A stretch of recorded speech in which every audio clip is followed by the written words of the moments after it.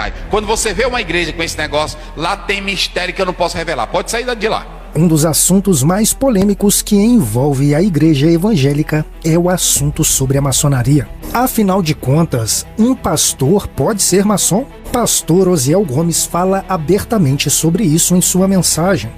Nós não somos sociedade secreta. E olha pra cá, nenhum pastor pode ser maçom. Nenhum. Pode pra cá, Caio. Quando você vê uma igreja com esse negócio, lá tem mistério que eu não posso revelar. Pode sair de lá. Porque Jesus disse, o que eu prego dentro da casa, eu falo aonde? No telhado. Nós não somos maçonaria. Nós não somos sociedade secreta. E olha pra cá, nenhum pastor pode ser maçom. Nenhum. Quem quiser dizer que é, eu vi um bocado dizendo que é aí, eu não sei. Mas quem for, porque eles adoram gadu. E nós não temos nada a ver com gadu. Nós temos a ver com Deus que está nos céus. E não venha com argumento, eu já li. Teve um maçom que morreu, e aí disseram, quem vai me dar o livro dele? A pessoa, a própria esposa dele disse, eu dou para o pastor Osiel. Me deu o livro dele tudinho. Eu tenho lá em casa tudinho. E a Bíblia diz que não é para jurar por nada. E vocês sabem, eu não vou falar muita coisa aqui não, porque meu tempo já foi embora. Eu estou me aquietando hoje. 8 passos para identificar uma seita falsa. Eu não vou falar tudo aqui. Primeiro, desvio doutrinário. Eles negam a divindade de Cristo, negam a trindade, negam a salvação pela graça, negam a autoridade das escrituras. Segundo, liderança autoritária e centralizada. Líderes carismáticos, ele se coloca como infalível, ele se coloca como mediar, ele se coloca como mais crente e só Deus fala com ele. Seita, controle absoluto, ou seja, todos os seguidores têm que dar devoção a ele. Depois, rejeitar os questionamentos. Naquela seita não há espaço para crítica. Quem questionar ou criticar tem a penitência, tem o... Terceiro, como identificar uma seita? Exclusivismo e isolar. Por exemplo, a única verdade quem tem é a nossa seita. Nós somos... A autoridade não está na Bíblia, está no que eles dizem. Segundo, isolamento. Eles incentivam os membros a não terem contato com a família, a terem comportamentos diferentes e coisas absurdas, nós sabemos disso. Isso são seitas. Quarto, uso de técnica de manipulação. Eles usam medo. O pastor Silas Malafaia esteve no podcast Eu Acredito Podcast. Mais uma vez foi perguntado sobre o assunto e deu seu parecer. Você sabe o que um filho de Satanás fez? Em cima daquele título ele botou um título de maçonaria e espalhou nas redes sociais. Silas Malafaia dessa vez falou rasgado sobre a maçonaria. E tudo isso você vai ver agora. Então, se você quer ficar por dentro de tudo o que acontece no meio gospel e também na grande mídia, é muito importante você se inscrever em nosso canal, ativar o sininho e colocar para receber todas as nossas notificações, dar um toque no botão curtir para nos apoiar, isso é muito importante. E sem muita demora, vamos ao vídeo. A mídia tem te chamado aí de pastor polêmico. O senhor se identifica como pastor polêmico? Eles rotulam você de alguma coisa que eles observam. Polêmico porque questiona as coisas, polêmico porque fala a verdade, polêmico porque não me sujeito ao modus operandi deles, do tal do politicamente correto. Hoje é um jogo. E se você não estiver respondendo dentro desse espectro, então você... Não, esse cara é um boçal, esse cara é um medíocre, esse cara é brigão, esse cara sei lá o quê. Eu não me importo, eu sou isso o tempo todo. Eu não faço figuras, eu sou uma coisa na minha casa, eu sou outra coisa ali, não. Eu sou aberto, sou franco com a minha família, com meus irmãos, com quem trabalha comigo, quem me conhece, meus amigos de longuíssimas datas, esse sou eu. As pessoas não estão acostumadas com quem questiona, né? Não. Mas você tendo convicção do que você é e do que você faz, acabou, eu tenho convicção. Eu aprendi uma coisa... Sabe, que falaram pra mim quando eu era bem jovem. Um homem de Deus cruzou no meu caminho e disse assim, eu quero dar uma palavra que você não vai entender agora. Você só vai entender no tempo. Profeta não vive no trono, mas no calabouço. O profeta não vive no trono, no calabouço. Conversa é essa, eu cá comigo. Anos se passaram. Aí eu comecei a entender, o Espírito Santo me fez me lembrar dessa palavra quando eu comecei a tomar bombardeio por meus posicionamentos. Falei, eu tenho convicção do que eu fui chamado. E vamos embora pra frente. E eu sou daquele, não gostou, irmão? Glória a Deus, aleluia. Vamos embora. Eu não sou unanimidade. O senhor se considera como uma voz profética? Eu não me considero, eu tenho convicção. Eu vou falar um pouquinho que muita gente que não era nem nascido, estava brincando de carrinho ou de boneca, que me critica, porque não existe história sem homem, homem sem história. Eu comecei a me posicionar contra o ativismo gay. Não são contra os homossexuais. O ativismo gay é político. Então, eu comecei a ter enfrentamentos. Esses caras tentaram caçar minha credencial de psicólogo 5 vezes. Me processaram várias vezes. Eu ainda respondo hoje a um processo. Olha a brincadeira. Em 2011, eu defendi a Igreja Católica porque a parada gay debochou dos símbolos da Igreja Católica. Artigo 208 do Código Penal, vilipêndio a imagens de culto é crime, cadeia. Aí eu denunciei eles. Você sabia que eles me processaram e até hoje esse processo rola por homofobia? Eu defendendo e os criminosos estão indo. E eu estou num inquérito. Então, eu tive embates com esses caras. Depois, que muita gente não sabe, uma deputada do PT, Yara Bernardes, ela fez um projeto de lei PL 122, a coisa violenta, de que se um pastor ou um padre no pátio da igreja impedisse um beijo de um casal gay, 3 a 5 anos de cadeia. Se um gay se sentisse, isso foi muito embate, ele se sentisse constrangido filosoficamente, não sei nem que constrangimento é esse, a subjetividade para poder incriminar. 3 a 5 anos de cadeia, isso foi uma guerra. Eu entrei nessa guerra. E quem estava comigo nisso? Magno Malta. Deus usou esse cara, um cara no Senado, para travar. Isso foi uma verdadeira guerra. Agora, eu pergunto a esses críticos, na jogatina, essa praga do inferno, onde é que eles estavam? Eu sei onde eu estava, dentro do Congresso Nacional, influenciando os senadores. Na questão do aborto, onde é que eles estavam? Eu sei onde eu estava, lá dentro do Congresso Nacional, e me posicionando em redes sociais. Então, irmãozão, me criticar é muito fácil, porque primeiro eu sou um cara com defeitos e com falhas, certo? E os acomodados e covardes ficam incomodados com quem se posiciona. Gideão, para lutar contra os medianitas, 32 mil povo de Deus. Eram 32 mil pessoas, homens, povo de Deus. Deus disse assim: quem é covarde, quem é medroso, quem tem outro interesse, fora. 22 mil, na primeira chamada. Senão ainda tem muita gente. Leva as águas. Eu quero ver quem é proativo. Quem é que está atento. E não apenas vai ser um reativo, vai estar atento ao que está acontecendo. Sobraram 300. Povo de Deus, irmão. Todo mundo era povo de Deus. Mas para uma guerra renhida contra 135 mil homens, que eram os midianitas, Deus chamou 300. Para você ver como é que é. Tudo povo de Deus. Tinha covarde, tinha medroso. Então, meu irmão, se você não tiver convicção do que você faz, você é levado pela opinião da maioria e daqueles que tem bronca, dor de cotovelo, inveja, ciúme e omissão e covardia. O que é ser uma voz profética? Ser uma voz profética, alguém diz assim, isso não existe mais não. Tem gente que está precisando ler mais a Bíblia. A voz profética é diferente do dom de profecia. O dom de profecia é exortar, consolar e edificar. Isso é dom. Dom espiritual que Deus pode usar qualquer um. O ministério profético está em Efésios 4:11. Os 5 ministérios.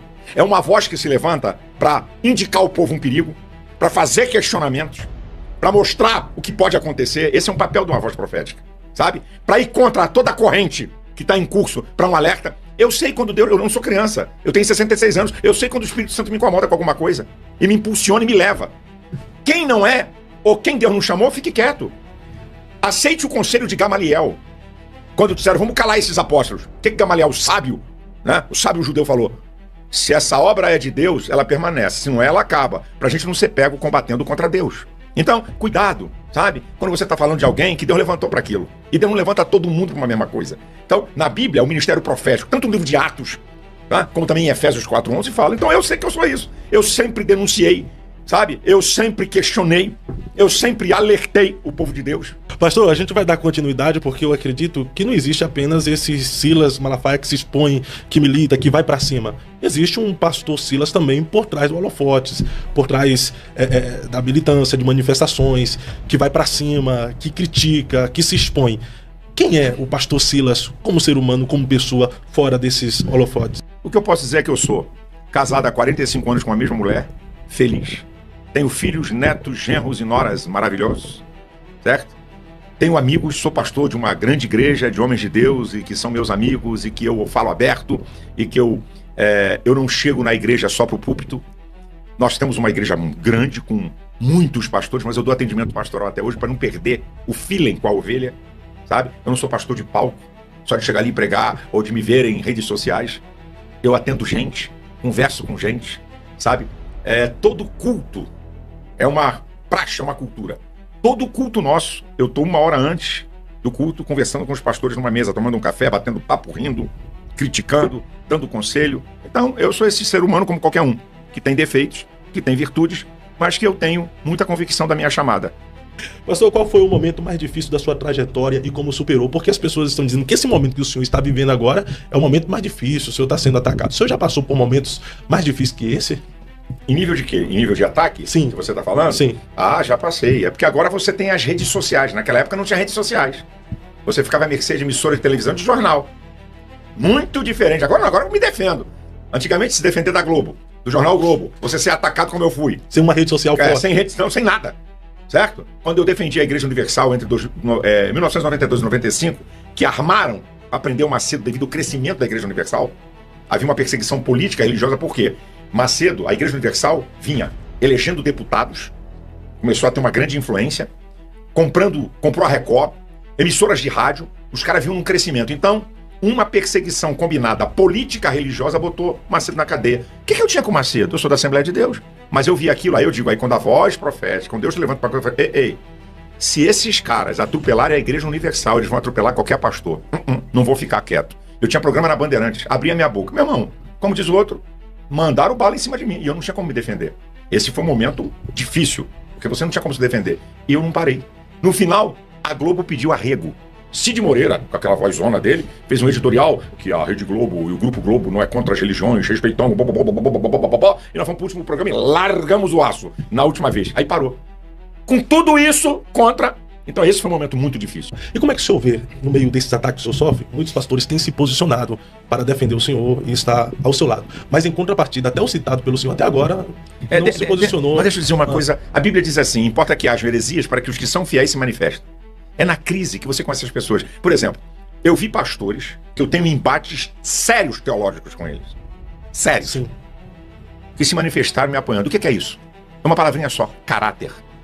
Eu posso ser contra você no campo das ideias, mas quando eu vejo o que é a verdade, eu abri minha boca para te defender. Isso é meu caráter. O que é caráter? Um conjunto de atributos morais, espirituais e intelectuais que nos definem como pessoa e determinam nossas escolhas e atitudes. Então, o que esses pastores, que nem amigos meus são, se levantaram para me defender, é porque eles têm caráter. Mesmo sendo contra meus posicionamentos, era assim, isso aí não, Malafaia tá certo, isso é perseguição. Agora, irmão, é nessa hora que os verdadeiros amigos se manifestam. Tem uns também que fazem uma teoria de conspiração a respeito do senhor. E eu já vi o senhor falando isso em algumas entrevistas. Eu acho importante o senhor falar aqui também, que muitos colocam o senhor como maçom. Aí muitos crentes falam, o pastor Silas é maçom e tal. Irmão, meu pai foi um dos caras mais pesados contra pastor e maçonaria. Eu sou uma fichinha perto de Gilberto Malafaia. É que vocês não conheceram meu pai. A retórica, o discurso, ele é que me ensinou. Meu filho, se você tá com a verdade, não tema ninguém. Porque você tá do lado da maioria, porque Deus, a essência do caráter de Deus é a verdade. Que eu sou maçom, rapaz. Que pai, eu não pertenço à sociedade secreta. Eu não sou de sociedade secreta, eu sou da luz. Que conversa é essa? Sabe o que um cara fez? Escute isso. Um vereador de Natal me deu um título de cidadão de Natal. E na nossa igreja em Natal, eu fui receber o título. Você sabe o que um filho de Satanás fez? Em cima daquele título, ele botou um título de maçonaria. E espalhou nas redes sociais. Pastor, desculpa a pergunta ignorante de alguém que não entende muita coisa, mas qual é o problema em um pastor ser maçom? Nós temos pastores maçons. Não, eu sou contra. Qual é o problema? O problema é que um pastor não pertence a uma sociedade secreta que tem coisas que vão contra nossos princípios de fé. Então, pastor não é para estar em maçonaria. Pastor não é para estar em sociedade secreta. Nós somos da luz. Nós não somos de sociedades. Nenhuma sociedade secreta. Não estou falando de maçonaria. Qualquer sociedade secreta. Nós não podemos participar. Não podemos estar subjugados a um grão-mestre. Nosso grão-mestre é Cristo. Esse que nós nos submetemos. Ah, não, um pastor tá submisso a um ímpio? Numa sociedade secreta? Isso é uma brincadeira. O senhor disse em outro podcast que se te prenderem, o senhor teria um vídeo preparado para ser solto. Não, o que eu falei que deturparam? Eu tenho um vídeo guardado, porque se me prenderem, depois que te prendem, como é que você fala? Cadê Bolsonaro? Sabe quantas vezes eu falei pra Bolsonaro? Grave um vídeo e deixe na mão da tua família. Porque se fizerem covardia com você, como é que você vai falar? Tá aí a prova. Aí eu falei isso pra Bolsonaro, não foi maneiro, não. Então, eu tenho um vídeo guardado. Vai me prender? Como é que eu vou me defender preso? Não tem nada de alguma coisa secreta contra Alexandre de Moraes. Que se eu tivesse alguma coisa secreta contra ele, eu já tinha aberto a boca. Será que depois de 4 anos eu combater um cara desse, eu vou esconder alguma coisa de um cara? Então, o que eu disse foi isso aí, não, Malafaia diz que tem, aí os esquerdopatas, aí ó, põe aí agora, tá, blefou, essa conversa tem nada. Eu fiquei olhando assim, eu falei, coitado, tá por fora. Foi isso que eu falei. Eu tenho um vídeo guardado e tenho mesmo. Se me prenderem, meu filho e outras pessoas que não é meu filho, tá certo? Que eu não sou besta, pega o telefone de meu filho, vão soltar o vídeo de uma palavra pro Brasil. Tá lá guardadinho. Mas não é a denúncia contra Alexandre de Moraes. Se eu tivesse, já teria liberado ela há muito tempo. Alexandre de Moraes instituiu no Brasil o crime de opinião. No Estado Democrático de Direito ter crime de opinião é um absurdo! crime de opinião no Estado Democrático de Direito. Nós temos brasileiros exilados que caíram fora para não ser preso por opinião. Oswaldo Eustáquio. Alexandre de Moraes pediu a extradição dele. Sabe qual foi a resposta do judiciário da Espanha? O que para vocês é crime, aqui é liberdade de expressão. Olha a lambada. E essa imprensa omissa, covarde, que tem lado, não publicou isso em grande escala. Para vocês verem o nível que nós temos. Nós temos uma imprensa comprada pelo governo, uma imprensa que se prostitui, grande parte, com exceções, é claro. Tem gente séria, tá? O que Alexandre de Moraes fez para comprar a Globo? O quê? Eu vou dizer aqui, aí vão dizer, isso, olha, isso é crime. Mas quando você prova, deixa de ser crime. Alexandre de Moraes cancelou as multas milionárias da Receita Federal ao Grupo Globo, jornalistas e artistas. Por isso que a Globo não ataca ele. Existe 200 milhões de brasileiros que podem nos assistir nesse exato momento através desse corte, olhando para aquela câmera. Ou essa, o senhor escolhe qual seria a sua mensagem para esses 200 milhões de brasileiros. Eu vou deixar duas coisas. Uma pergunta que eu vou responder. Silas Malafaia é político ou é pastor? Considere a pergunta feita. Pastor Silas Malafaia é político ou é pastor? Então eu vou responder com uma pergunta, como Jesus fazia. Martin Luther King era pastor ou político? Pastor. O homem dos direitos sociais nos Estados Unidos.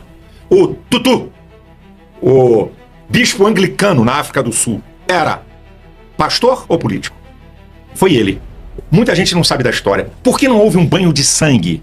Por que não houve um banho de sangue no Apartheid, aquela guerra onde os brancos massacraram negros? Porque esse cara conseguiu fazer uma conciliação e levar nos tribunais brancos e negros para se perdoarem. Se não houvesse isso, ia ter um maior banho de sangue, talvez um dos maiores da história. Eu sou político? Eu sou de partido político? Eu tenho alguma pretensão política? Não. Eu sou uma voz. Há um governador do estado do Goiás que disse que o senhor viria candidato a presidente. Quem tem boca fala o que quer, né? Quem tem ouvido, lamentavelmente, tem que ouvir o que não deseja. Então, ele fala o que ele quer. Agora, eu queria dizer só uma coisa, já que nós estamos aqui nessa palavra. A Bíblia, Jesus não anula a cidadania terrena. Dai a César o que é de César, dai a Deus o que é de Deus. O apóstolo Paulo, Mateus capítulo 22, o apóstolo Paulo, Romanos 13:7. A quem tributo, tributo, a quem imposto, imposto, a quem honra, honra. A cidadania terrena não é para ser anulada. E deixa eu deixar isso aqui bem claro para o povo de Deus. Igreja não apoia ninguém. Agora, as pessoas que pertencem à igreja são seres humanos inseridos num contexto social e que você tem direitos e deveres como cidadão. Aí desculpa, eu tenho que me alongar nisso, que essa é uma resposta muito importante.